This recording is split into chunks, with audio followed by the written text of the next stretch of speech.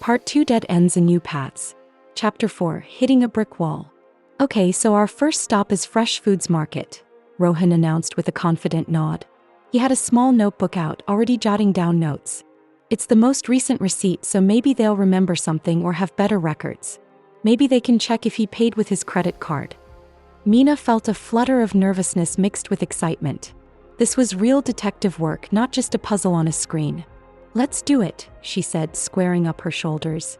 They walked to the grocery store, which was busy even on a hot summer afternoon.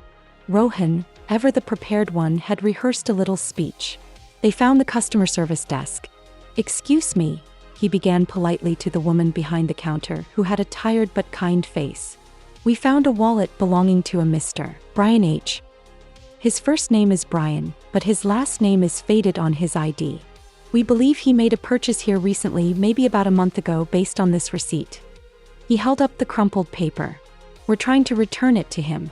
Would you be able to tell us his full name or maybe an address?" The woman took the receipt and looked at it, then at them.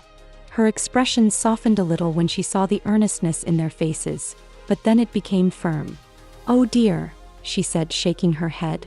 "I understand you're trying to do a good thing, but I'm so sorry. We can't give out customer information. It's against our policy. We have to protect their privacy." Mina's heart sank. She had expected this, but hearing it still felt like a gut punch. Rohan tried another approach. "What if we just leave our contact information? Mr. Ch asks about a lost wallet. Could you tell him we have it?" The woman hesitated. "I can't even confirm if we had a customer by that name. Our systems don't work that way. If he reports a lost wallet, he'd need to provide proof of identity anyway, which would be hard to do without his ID. I really can't help you kids. I hope you understand." Mina and Rohan exchanged a disappointed look. "Thank you anyway," Mina said, trying to sound polite. They left the store, the cheerful grocery music now sounding sad. "Well, that was a dead end," he sighed, pushing his glasses up his nose. "Just as you thought, Mina. Privacy policies are a tough nut to crack. People could pretend to have found things just to try to get more information about someone. People are dishonest out there, unfortunately. It's the way of the world." This made Mina feel even worse about her poor choices. "What about Joe's Hardware?" Mina suggested, trying to keep her spirits up. "Maybe they'll be different." They walked to Joe's hardware store.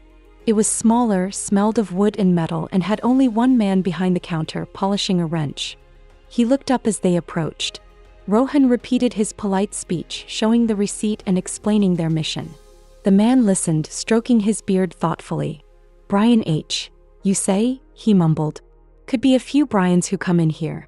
We get a lot of older folks. But son, I can't just give out names and addresses.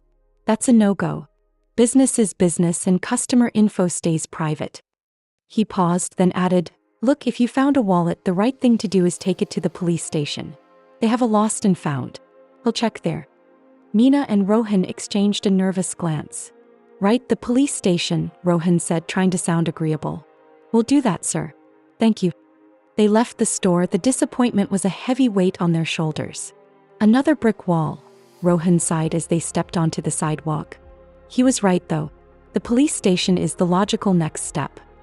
"No," Mina blurted out, stopping in her tracks. Rohan looked at her, surprised.